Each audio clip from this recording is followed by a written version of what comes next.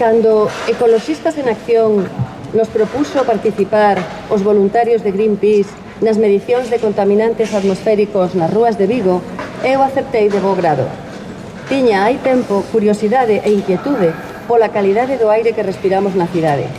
Co nacemento dos meus dous netos aumentou a miña preocupación polos efectos prexudiciais dos contaminantes na súa saúde, xa que viven nunha das zonas da cidade de intenso tráfico rodado. Así que, armada de dous medidores, un do ruído e outro de CO2 e partículas en suspensión, planteime na rúa en dúas zonas do meu barrio en 2 horas puntas de mañá e de tarde durante unha semana. O mesmo fixeron outros voluntarios e voluntarias de Ecoloxistas en Acción e Greenpeace, nun total de 11 zonas da cidade. E así constatamos que a nosa preocupación estaba xustificada, xa que se superaron os límites recomendados pola OMS tanto en ruído como en partículas en suspensión.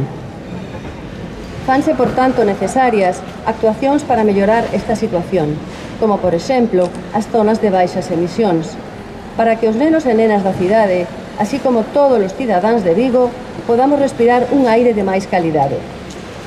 Agradezo, por tanto, ao Grupo Ecoloxistas en Acción a súa iniciativa e o bo traballo feito co seu informe sobre a contaminación atmosférica nas nosas rúas. E agora falará Ana Pascual, de Ecoloxistas en Acción, sobre dito informe. Bueno, como di a miña compañeira, vamos presentar o informe sobre contaminación atmosférica da cidade de Vigo. Cando falamos de contaminación atmosférica, temos que falar de distintos parámetros que vos vou enumerar a continuación, pero un deles que é moi coñecido por todo o mundo e a veces é un pouco subestimado é a contaminación acústica, o ruído. O ruido, como todos sabedes, é dañino, é molesto, ten un componente físico porque está definido como unha frecuencia, unha duración, etc. Pero tamén ten un componente psicolóxico. Ás veces, como vos dicía, causa danos auditivos, no tímpano, pérdida auditiva, etc. Pero os efectos non auditivos do ruido son quizáis aínda os máis importantes e, sobre todo, os máis ninguneados. O ruido ambiental está a ocasionar efectos negativos na saúde das persoas. A Organización Mundial da Saúde, a OMS, considera a contaminación acústica como un dos principais factores ambientais de maior impacto coa saúde. De feito, a Comisión Europea cifra en 10.000 as mortes prematuras ao ano por causa do ruido. Os principais trastornos relacionados co ruido pois son dende os psicolóxicos, que van das molestias, a percepción da perda de benestar, ansiedade, depresión, entre outros, o sono, dende insomnio, alteracións da estrutura do sono, os seus ciclos, etc. Tamén cognitivos, porque está demostrado que hai disminución do rendemento e da aprendizaxe, e despois cardiovasculares, con incremento do risco cardiovascular. E tamén un moi importante, que é sobre a maternidade. Recentemente atopáronse asociacións entre o ruido do tráfico con partos prematuros e con baixo peso ao nacer e mortalidade infantil. Como vos dicía, hai distintos parámetros dentro da contaminación ambiental. O ruido era un deles, pero non é o único. Temos tamén o que se coñece como materia particulada. Este é un dos principais axentes contaminantes da calidade do aire. O término partícula pois abarca un montón de compostos, tanto sólidos como líquidos, como por exemplo poden ser o polvo, a cinza, os metais pesados, o diésel, a gasolina, principalmente a súa fonte de xeración é a combustión. Os vehículos de combustión interna convertéronse nos últimos anos no que hoxe xa é un problema moi crítico. Cando falamos de partículas de materias en suspensión, temos que falar de dous grandes grupos. Un que son as partículas de 10 ou menor de 10 micras e as de 2,5 que sean igual ou menor de 2,5. Por que distinguimos destos dous grupos? Porque a súa afección é un pouco diferente debido ao tamaño. Están relacionadas con un incremento por as hospitalizacións e por enfermidades respiratorias e tamén por defuncións. Estas partículas, as que son de maior tamaño, as de 10 micras, van quedando atrapadas nas vías respiratorias, mentras as máis pequeniñas, as de 2,5, son capaces de ingresar hasta os pulmóns. O dano causado por estas enfermidades pois afecta non solamente os pulmóns, senón tamén o corazón e o sistema circulatorio. Cales son estes efectos perxudiciais sobre a saúde? Pois moitos e moi variados. Van dende irritación dos ollos e vías respiratorias, infeccións, congestión nasal, resfrío, tose, neumonía, asma e chegan ata cancro de pulmón. Despois tamén dolencias cardiovasculares e mortes prematuras. Afortunadamente para a maioría da xente que é saudable, os danos por este contaminante vanse cando a calidade do aire mellora. Sen embargo, hai colectivos que son moito máis sensibles e que esta afección por estas partículas ten doenzas que poden chegar a ser irreversibles. Cales son estes grupos máis sensibles? Pois os nenos, os anciáns e as persoas con padecimentos respiratorios e cardíacos. Outro dos compostos é o óxido de nitróxeno, que é un contaminante atmosférico cuyas fontes principais son o tráfico rodado e as emisións de determinadas industrias e das calefaccións de carbón que, agora xa están afortunadamente un pouco en desuso.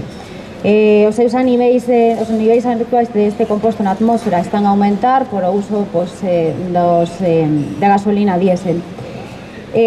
A súa orixe é o tráfico urbano. Estes niveis elevados de óxido de nitróxeno poden ir tamén acompañados de niveis altos des componente que hablábamos antes, das partículas en suspensión e tamén de outros compostos tamén moi contaminantes como son os carbonos policíclicos aromáticos.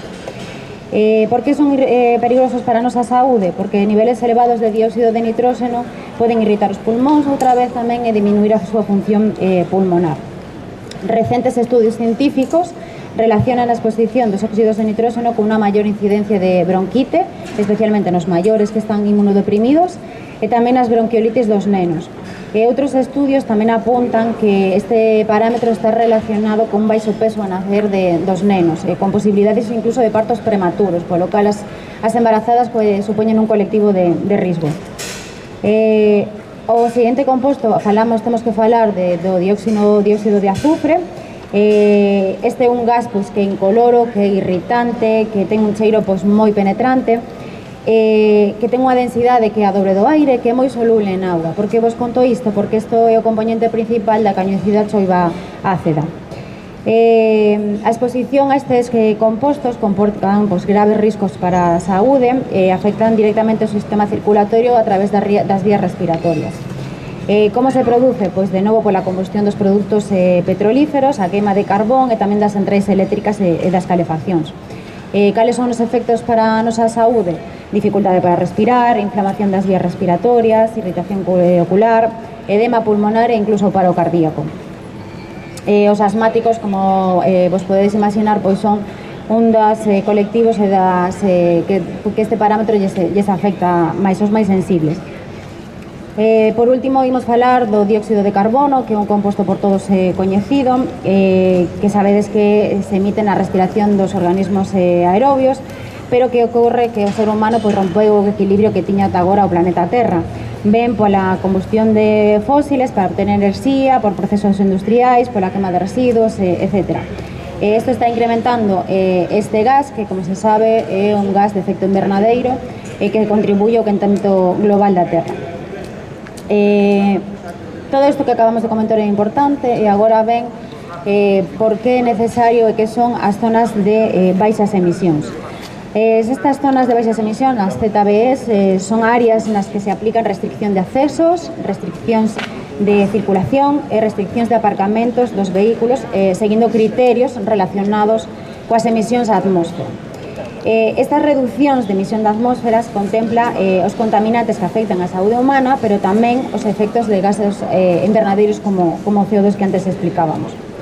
As zonas de baixas emisións van poder facilitar a adaptación ao cambio climático, tal como contempla o Plan Nacional de Adaptación ao Cambio Climático 2021-2030. Non hai un único modelo de zonas de regulación para as zonas de baixa emisión, senón que pola contra ten múltiples aproximacións. Estas zonas de baixas emisións poden ser unha ferramenta moi importante para mitigar as emisións dos vehículos, que tamén para contribuir a unha transformación máis ampla do modelo de mobilidade mediante unha regulación dos desplazamentos motorizados e do uso de espacios públicos por parte dos vehículos. Por que? Por que hai que implantar estas zonas de baixas emisións agora? Pois para paliar os problemas da calidade do aire das cidades na que unha elevada proporción se deriva do tráfico motorizado. A Comisión Europea advirtiu que vai vixiar de cerca que se cumpran os compromisos nesta materia. De feito, as zonas de baixas emisións convertíronse nunha obriga para os municipios como consecuencia da nova legislación do cambio climático.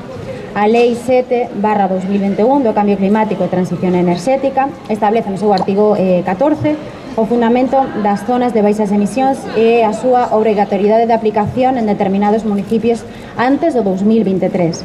De feito, os municipios de máis de 50.000 habitantes, entre eles, por suposto, Vigo, teñen que adoptar antes deste ano, do 2023, plans de mobilidade urbana sostible para reducir as emisións da mobilidade.